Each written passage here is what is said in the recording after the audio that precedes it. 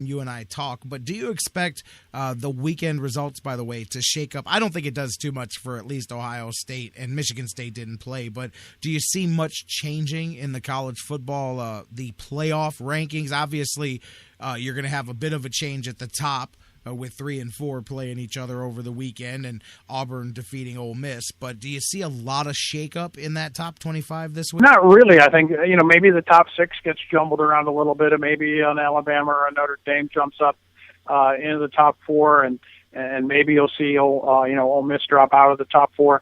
I certainly don't see Ohio State benefiting much from a big win against an Illinois team. Top 10, I imagine they'll stay right about where they were. To answer your question, no, I don't see a lot. I didn't see enough happen this weekend of ranked teams playing each other to cause much of a shakeup there. Yeah, West Virginia almost pulled off the upset there with TCU. Kind of a big upset there when you looked at the games here this weekend. Florida knocked off Georgia. There was one just outside the top 10. But other than that, pretty status quo. So looking at that, most likely 16. You and I talked, and we'll get deep into the Spartans here coming up on Wednesday and preview that game. But this is probably, with the exception of what maybe happens with the Big Ten championship game, this is most likely the one opportunity to play anybody near the top 10 there, and probably the only real chance to improve your playoff ranking lot for the rest of the season for the Buckeyes. Well, with one exception, and then Saturday you have a very good chance to be in the Big Ten championship game. Well, that's what I said. With the exception that would pit you against a ranked Wisconsin and/or Nebraska team. Exactly. Yeah, that's going to, those two teams are quietly kind of pulling away in the West, and representative in the championship game, and one of those two teams will be ranked probably top 12 by the time, maybe even top 10 by the time that game rolls around. So you'll have another opportunity to beat a ranked team and help your chances. I don't think it'll be enough to get you where you need to be in the Final Four, but realistically, as long as they can win Saturday, they will conceivably have one other shot against a ranked team. Yeah, that was what I was referring to there. But yeah, but here's all the focus. Well, like I said, look at the ins and outs. What do you think? Just gut feeling beginning of the week, the way Michigan State heads into this game, the way Ohio State heads into this game. You can't take a lot from most of these victories on this 6-game winning streak because of the level of teams. I mean, you got to play who's in front of you. But, of the 6, 5 were really lopsided, and then you had the overtime deal with Penn State there. Michigan State, 7-1 as well, and they've won 6 in a row, and they've had a bye week to get ready for the Buckeyes here. Both teams really focused on each other in this game. We know the history that comes in with the teams. What do you think? Just early week gut feeling about how the Buckeyes are looking heading into this one. Well, a couple things. First of all, you look at the game last year, and that was a game, of course, the Buckeyes had a couple of key plays. They led that game in the fourth quarter. Michigan State, I feel, was a lot stronger defensively last year. They lost some serious talent off that defense after last season. They have not looked quite as dominating this year as they did last year. I know for a fact from just everything I've been reading and hearing that the Buckeyes are supercharged for this game emotionally, that they've been looking for it, that they are hungry, that they want this game, and maybe they want a little bit more than the Spartans do. The Spartans ruined their season last year, broke a 24-game unbeaten streak, and it still rankles them, and they're going to be very hungry. It's tough to win in East Lansing. It's a tough one that goes along with that in terms of emotion and an advantage for the home team. But I like the Buckeyes' chances to win it because I think they're better offensively. The defense is 5 times better than the defense was last year. I mean, it was a horrific defense that they played last year. Anytime that Michigan State can score 30-some points against you, that's not the kind of defense that Ohio State plays and wants to play. They've been much, much better the last few weeks. Bosa just continues to be an absolute beast, and the other guys, the other linebackers coming around, back 7 playing better. I just think that the Buckeyes defense is enough better this year than they were last year, and I think the Spartan defense not quite as good. That might be enough to put the Buckeyes over the top. It'll be a tough game, and I think it's a game that is a field goal difference. But right now, I like the Buckeyes' chances a lot because of those reasons. I'm with you. We'll preview it, get into the specifics, but I think they can definitely go on a road and pull one out here, and that will be one to hang your head on for sure. Revenge is in the air. We'll see what they can do about that. But I'll tell you what, Dan, looking forward to talking about that with you here on Wednesday, and we'll talk a little Browns and Bengals. There's a couple of vengeance games here, a couple of rivalries here this week in football. That's always a fun time as the weather gets colder and the rivalries get a little bit more tense here. You got the Spartans and the Buckeyes, you got Browns and the Bengals this week, man. Yeah, going to be big fun. Let me leave you with one trivia question. I heard some of the guys talking about it. And I know Bruce is going to be disappointed because it's not a tribe trivia, but it's a Browns trivia because it's Browns season. So we'll give you this and see what you do, and I'll text you my answer as soon as I get off the air with you. The Browns joined the NFL after several seasons in the All-American Football Conference. They joined the NFL in 1950.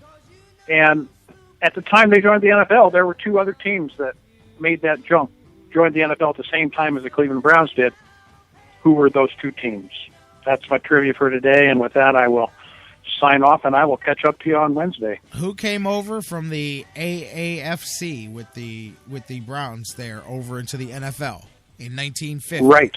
There it is. All right. I have an idea of at least one of them. I'm almost sure, but I'll see what Dan says. Okay, send me your answer. You guys let me know if you got it. I'll have it when we come back. Dan, we'll talk some Browns and Bengals and Buck all on Wednesday. Can't wait. Sounds good, Jerry. Talk to you then. Bye-bye. You got it. My man, Dan Wismar from The Cleveland Fan. Make sure you guys check him out at theclevelandfan.com. Theclevelandfan.com. Hit him up and tweet with him at DWismar, and he's here every Monday and Wednesday here on the show. Don't go anywhere. We're going to take a break. When we come back, still a lot more to talk about. We'll set the stage for tomorrow. Do not go anywhere. Plenty more Sports Fix still to come, and the answer to the trivia question. What two teams came over with the Cleveland Browns in 1950 when they joined the NFL from the AAFC? We'll give you that answer. We got a lot more to get into when we come back. Don't go anywhere. Final segment of the Sports Fix coming up next.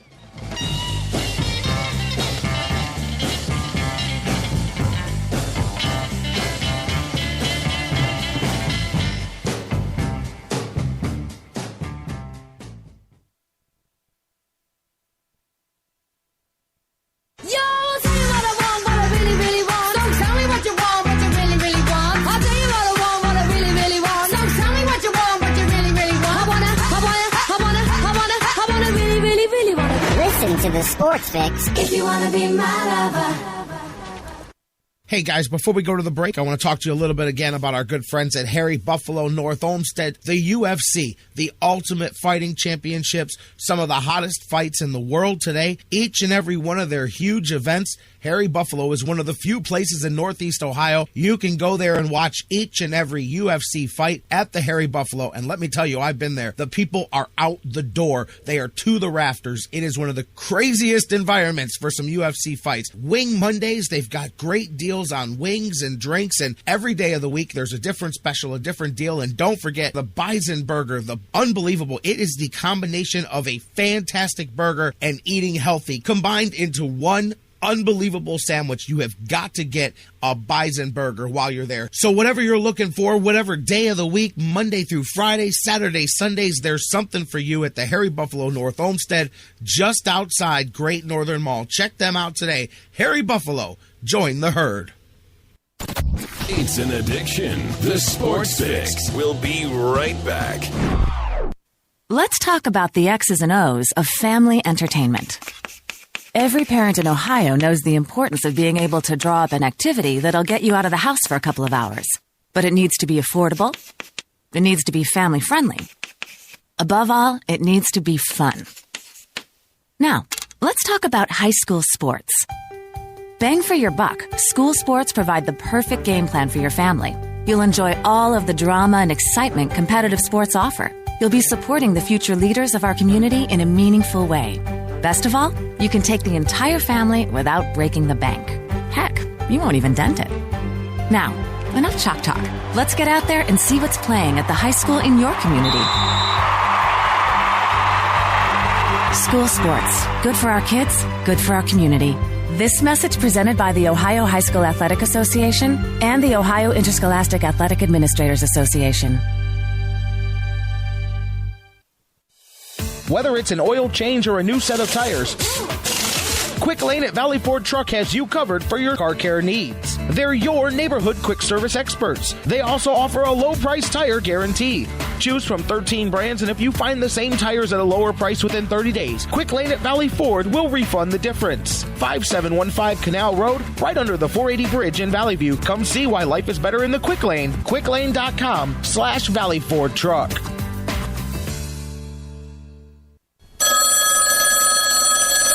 This is the Sports Fix. What is your name? I'm the dude. So that's what you call me, you know?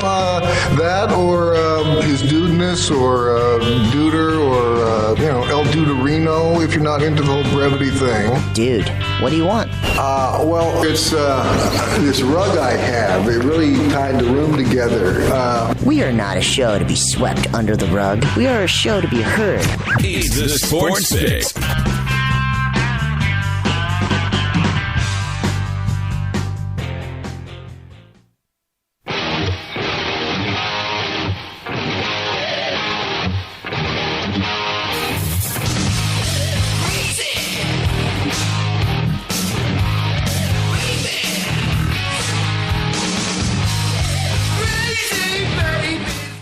Welcome back to the Sports Fix, final segment here on the Sports Fix Radio Network. J-Rock back with you guys as we roll on crazy. That's the people sitting here finding reasons to complain about the Cleveland Browns and their quarterback. I saw somebody send me a message during the break.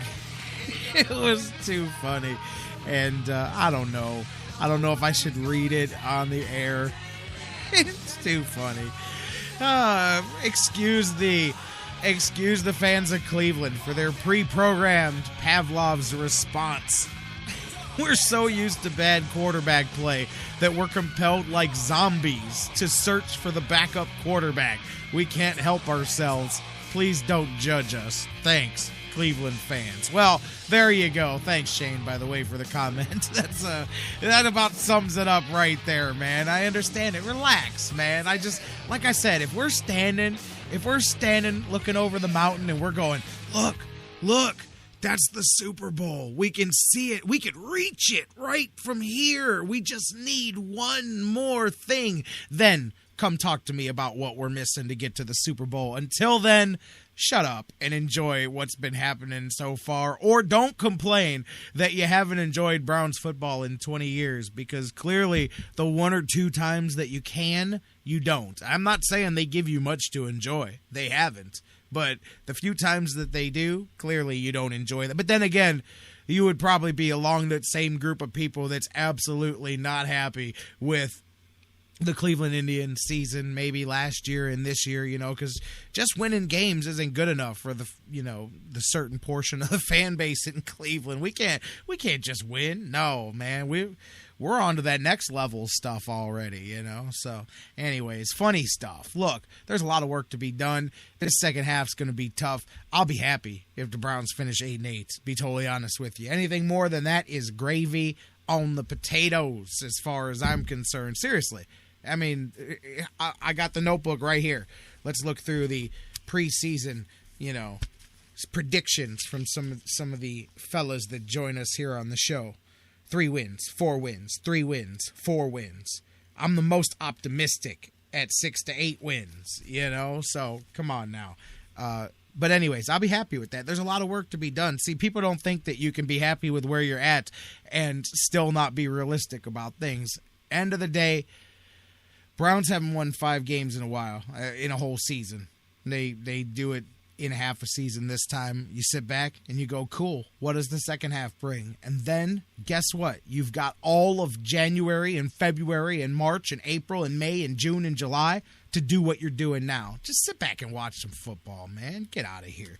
Cincinnati, Cleveland, and it actually means something. It's been a while since you could say that coming up Thursday. And I'm interested to see. I got to tell you, that Browns defense, forget about Hoyer. That Browns defense is in for a test, the toughest test that they've had this season. That's the part of the game that I'm wanting to see which Browns show up. We'll see what they do offensively, but the defense, you got a lot of weapons. Jeremy Hill got fresh legs going for him over there, man. And as we talked about earlier, those